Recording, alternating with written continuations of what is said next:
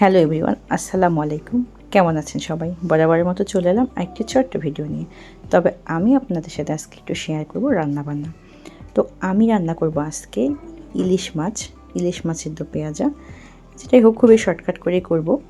তো সেজন্য আমি এখানে অল্প অল্প করে মশলা নিয়েছি, খুব বেশি মশলা দিব না। সেজন্য সব ধরনের মশলা অল্প অল্প করে নিয়েছি আর মাছগুলোকে পরিষ্কার করে নিয়েছি। এখন সব মশলাগুলো আমি এখানে করব। করার পর আমি মাছগুলোকে কিছুক্ষণ ম্যারিনেট করে রাখবো। তো সেটাই আমি করতেছিলাম, মশলাগুলো মিক্সড করতেছিলাম। এরপর আমি একটু সরিষার তেল দিয়ে দিলাম। সরিষার তেলটা দিয়ে ম্যারিনেট করলে মাছটা আর অনেক টেস্ট লাগে। তো অনেকেই তো সরিষার তেল দিয়ে রান্না করে, তো আমি সরিষার তেল দিয়ে রান্না করব না। আমি এমনিতে যে তেল ব্যবহার করি সয়াবিন তেল, সেটা দিয়ে রান্না করব।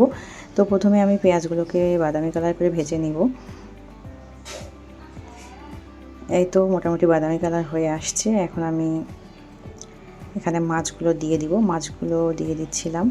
দেওয়ার পর আমি কিছুক্ষণ নাড়াচাড়া করে নিব মশলাগুলো, তারপর পেঁয়াজগুলো সবগুলো একটু মিক্সড হওয়ার পর আমি একটু পানি দিয়ে ঢেকে দিব। তো আমি পানি দিয়ে ঢেকে দিয়ে তারপর দেখতেছিলাম যে কী অবস্থা। একটা কালার চলে আসছে, দেখেন মোটামুটি মাছ সিদ্ধ হয়ে আসছে। তো এরপর আবার আমি একটু চেক করে দেখতেছিলাম, এই তো ফাইনাল রান্না শেষ। আর যেহেতু দো পেঁয়াজা, তো একটু পেঁয়াজ বেশি করে দিয়েছিলাম আর একটু ঝোল রাখবো। তো যাই হোক, মাছটা এটাকে গরিবের ইলিশও বলা যায়, মানে ছোট ইলিশ। তো মানে ইলিশটা খুব টেস্ট ছিল। যাই হোক, আমার কাছে যে বড় 1 কেজি 1.5 কেজি সাইজের ইলিশগুলো থাকে সেগুলোর থেকে আমার কাছে এটা খুবই স্বাদ লাগছে।